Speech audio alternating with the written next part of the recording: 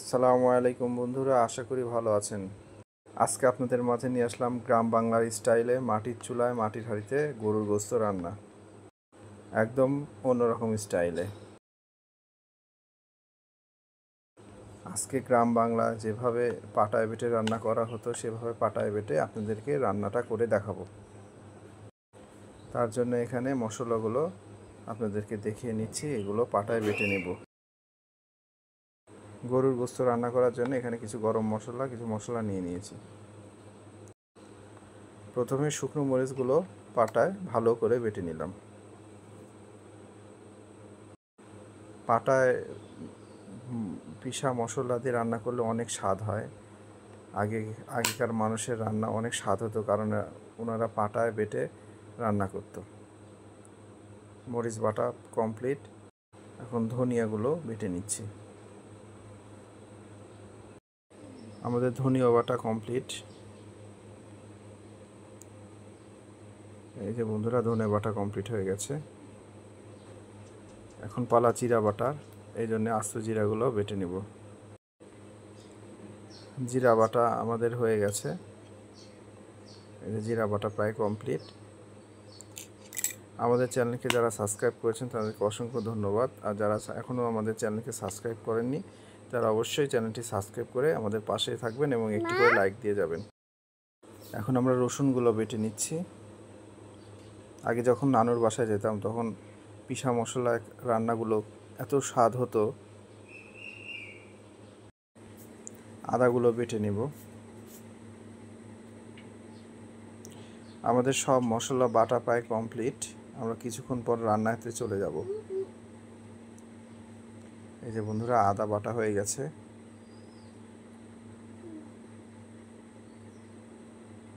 আমরা এখানে দুটো রসুন ব্যবহার করব বাড়তি স্বাদের জন্য। আমাদের গাছের প্রথম ডালিম, তাই আপনাদের মাঝে শেয়ার করলাম।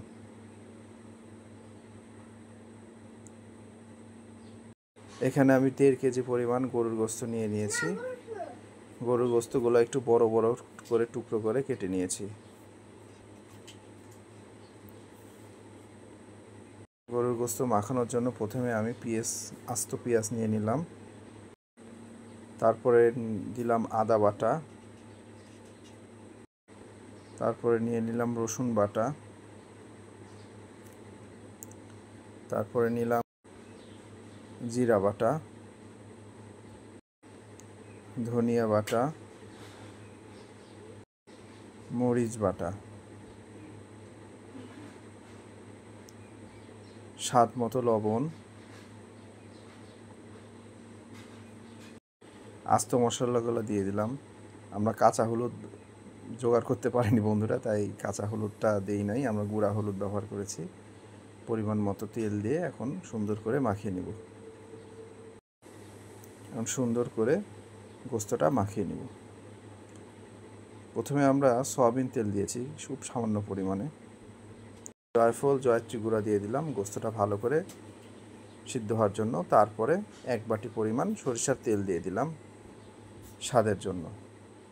এখন সুন্দর করে মাখিয়ে নেব। এইভাবে বাসায় তৈরি করে খাবেন, অসাধারণ টেস্ট লাগবে। আপনার গোস্ত মাখানো যত ভালো হবে তত মাংসের রান্নার কোয়ালিটি ভালো হবে এবং স্বাদটা বৃদ্ধি পাবে। মাটির হাঁড়ি মাটির চুলোতে বসিয়ে দিয়েছি। এখন আস্তে করে গোস্তগুলো মাটির হাঁড়িতে পার করে দেব।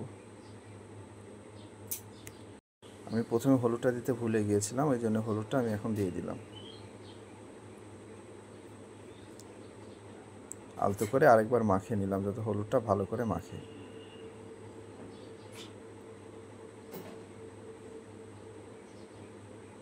মাখানো কমপ্লিট। এখন সিদ্ধ করার জন্য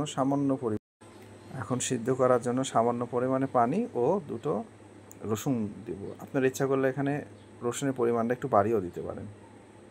এখন সুন্দর করে ঢেকে দেব এবং সাইড দিয়ে যত আপনার বাষ্পটা না বের হয় এই জন্য সুন্দর করে ময়দাটা দিয়ে দেব। ময়দা দিয়ে আটকানো হয়ে গেছে। এখন চুলা জাল দিয়ে বসিয়ে দিলাম। এই রান্নাটা সময় লাগে প্রায় আপনার 1 ঘন্টা। রান্না প্রায় কমপ্লিট হয়ে গেছে আমাদের রান্না। দেখুন গাইস, অসাধারণ হয়েছে। দেখতে যেরকম হয়েছে খেতেও সেরকম হয়েছে। এটা আপনি রুটি ভাত যে কোনো কিছুর সাথে খেতে পারেন। গোস্তগুলো খুব সুন্দরভাবে গলে গেছে। ভালো থাকবেন, আমাদের জন্য দোয়া করুন এবং বাসায় এভাবে রান্না করে খাবেন এবং রান্না কেমন হয়েছে কমেন্টে জানাবেন। আল্লাহ হাফেজ।